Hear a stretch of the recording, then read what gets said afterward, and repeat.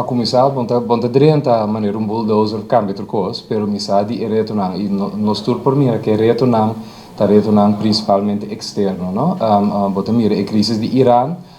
Ari estava da papia de business case como a rainha, esse aí estava nos papiando em setembro, outubro, e caso aí estava de efeito não de Trump su tarifa não ribature país não, anto que sei por assim que nos gastos de vida na rua e efeito colateral riba e gasto não para hotelaria etc que men tur custo virando opi mais caro agora que estamos nos enfrentar custo de vida que vai subir opi mais e gasto de vida e também me tenho medo se coisa que dura muito opi escassidade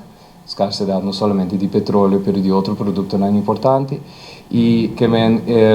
esse é o retorno externo, o retorno interno me tem que ver com a ambição com o rating para câmbio na ding Banco Central mesmo, que está com parte do plano estratégico. A área não sabe se o plano estratégico não vai publicar no website cabe, sei minutos agora passou, não vai começar com 2026. 5 anos que está bem, tem retorno naturalmente que está deriva parte de tecnologia, que é parte de cyberweerbaarheid, que está muito importante com os 5 anos, passou a ter mais sofisticado.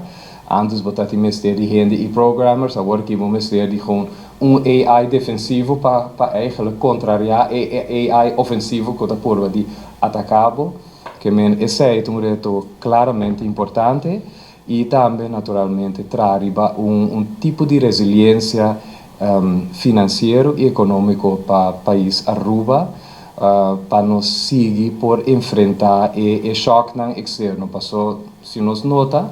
Corona vai, Trump bem, com sua tarifa não, agora que nós em crise na Iraque, é sequência com nossa besta, é eigenlijk sente o choque não já foi, tá vira hopi mais alto e nós temos que trazer a resiliência econômica em país chiquito, que se que menece junto com o ministro Weaver, nós traz hopi de forma hopi estreito junto para nós aqui começar de medida não, para lagar o hopi mais forte, baiando de lado.